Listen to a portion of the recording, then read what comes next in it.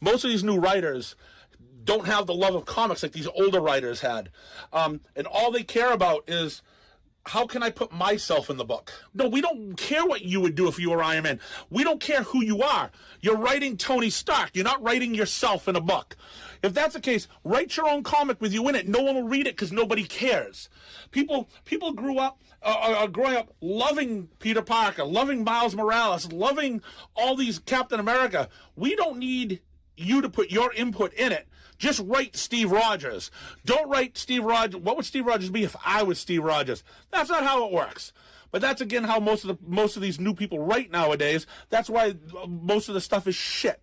Because we don't care what you would do, because we don't care about your life whatsoever. Just write a book, get paid for what you do, get paid for what you're supposed to be doing, and make it a good story. G'day, and welcome to ComicsMATE, your mates in comics from the land down under. I'm Dean James, and today we're going to be talking about the comic book cancel pigs getting what's been a long time coming to them, finally being held accountable for their attempted destruction of the comic book industry. If you haven't seen the man from that clip I just played, his name is Glenn O'Leary, and he's been a comic book shop owner for 30 years. And after that clip was released on his YouTube channel, The Comic Book Palace, he was attacked by the Cancel Pigs mobs on X, formerly Twitter, which, contrary to the usual for them, backfired in their faces, and now it seems like their woke era of concern trolling and mob mentality is finally coming to an end. If you haven't already, please like and subscribe, and we'll jump right into this article from Fandom Pulse. Local comic shop owners organise boycott against Cancel Pig comic industry pros who attacked Glenn O'Leary, by John Delarose. Hey, I actually know that guy.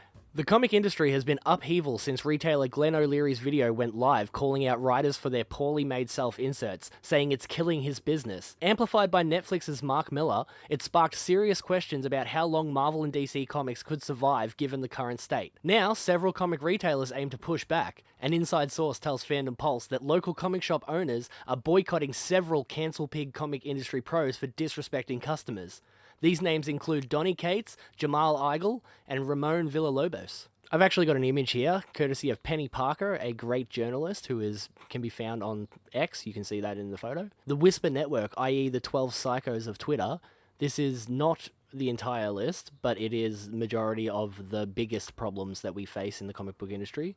You have Rich Johnson, Alex DeCampi, Caitlin Booth, Joe Glass, Caitlin Roseberg, Graham McMillan, Heidi McDonald, Asher Elburn, Tess Fowler, Chris Arant, Heather Antos, and Stephanie Cook. They also have their own group, like their little tentacles, if you will, that reach out into the further thing. Anyone who is friends with these people can be seen as part of this group of cancel pigs. The discussions on what to do about these cancel pigs in the industry started because of the backlash several comic industry professionals gave towards the retailer, their customer, trying to brand Glenn O'Leary as the problem rather than looking at their own work. Local comic shop owners decided to stick together and band around their fellow owner rather than listen to the jaded comic industry pros trying to lecture them. Under the condition of anonymity, because a comic shop owner understands the Whisper network within the comic industry would go full cancel pig on him or her, Fandom Pulse obtained a list of creators who will be boycotted because of their bad behavior toward their customers. Jamal Igle was one of the first to lash out at Glenn O'Leary, sarcastically replying to the posted rant by the local comic shop owner,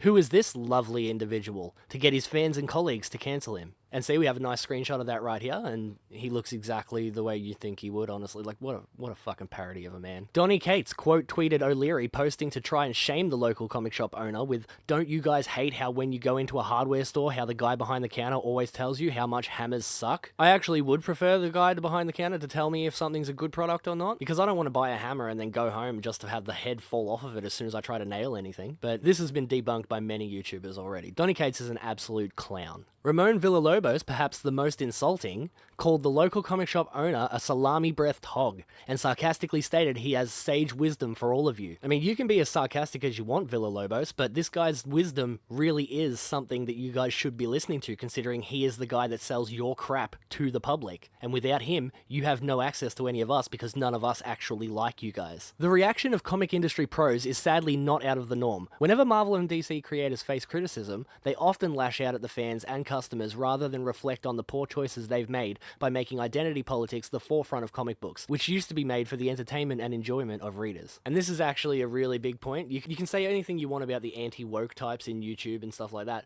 but those guys didn't exist until these guys started creating this crap. At the end of the day, superhero comics used to be for everybody, and these days they're for nobody. On the screen right here it says truth, justice, and the American way. They will try to tell you that that is exclusionary to anyone outside of America, and you can tell by my voice, I'm not American, but that has never once bothered me. At the end of the day, Superman is a farm boy from Kansas. Like, I would expect nothing less of him than to, live up to the American way, considering that he grew up as an American farm boy. The great Stan Lee once stated, "I used to be embarrassed because I was just a comic writer, while other people were building bridges or going on to medical careers, and then I began to realize entertainment is one of the most important things in people's lives. Without it, they might go off the deep end. I feel that if you're able to entertain people, you're doing a good thing."